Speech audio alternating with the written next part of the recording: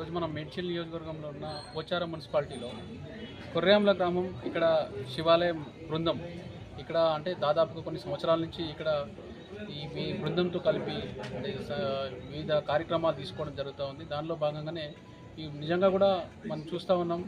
ప్రతి వినాయక చవితో లేకపోతే ఇంక ఇతర కార్యక్రమాల్లో డీజే అని లేకపోతే ఇతర కార్యక్రమాలు పెట్టుకొని డ్యాన్సులు చేసే కార్యక్రమం ఉంటుంది. కానీ ఇట్లా భజన చేసి అంటే దేవుడు నిజంగా వినాయకుడిని మనం నిలబెట్టిన తర్వాత ఇట్లా కార్యక్రమాలు తీసుకోవడం అయితే నేను అరుదుగా చూస్తూ ఉంటాను. ఎందుకంటే సిటీకి దగ్గర ఉన్నారు, అయినా సరే కొర్రాంలలో ఇట్లా కళాబృందం ఒకటి ఏర్పడి ప్రతి ఒక్కరూ రాత్రిపూట రోజు ఇట్లా అంటే భజన చేసుకుంటూ పాటలు పాడుకుంటూ వినాయకుని పాటలు ఇట్లా ప్రతి ఒక్క దేవుని పాటలు పాడుకుంటూ ప్రతి ఒక్కరికి అంటే భక్తి గురించి చెప్పడం కానీ దేవుని గురించి చెప్పడం కానీ మంచి కార్యక్రమాల గురించి చెప్పడం కానీ వీళ్ళు బృందం చేస్తూ ఉంది. కాబట్టి వీళ్ళందరినీ నేను ప్రత్యేకంగా అభినందన తెలియజేస్తాను. అలాగే ఈ కొర్రాంల బృందం చూసిన అంటే పాటలు చూసిన వాళ్ళైతే ఎవరు కూడా అంటే చాలామందికి తెలియదు ఇంత మంచి బృందం ఉందని మా ఏరియాలో.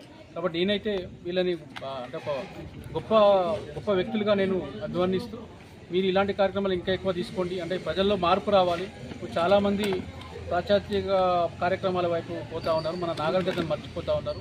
కాబట్టి మీలాంటి వారు ఇప్పటికీ కూడా ఇలా కార్యక్రమాలు తీసుకోవడం వల్ల కొంతలో కొంతైనా మన సంస్కృతి సాంప్రదాయాన్ని కాపాడిన వాళ్ళం అవుతాం. కాబట్టి మీరందరూ ఇంకా కార్యక్రమాలు ముందుకు తీసుకెళ్లే విధంగా కృషి చేయాలి. మా వంతు బాధ్యత మేము మీ కార్యక్రమాలు పెట్టించే బాధ్యత కూడా మాదే. ఎందుకంటే మీలాంటి వాళ్ళు ఇంకా అంటే మన గత నాగరికత అనుకో 50-60 సంవత్సరాల క్రితం ప్రతి ఒక్కటి ఇలాంటి కార్యక్రమాలు తీసుకుంటుండే. కానీ ఇప్పుడు ఎవ్వరు కూడా తీసుకోకపోవడం వల్ల మీ పాటలు కానీ మీ చేసే భజన కానీ అంతరించిపోతుంది.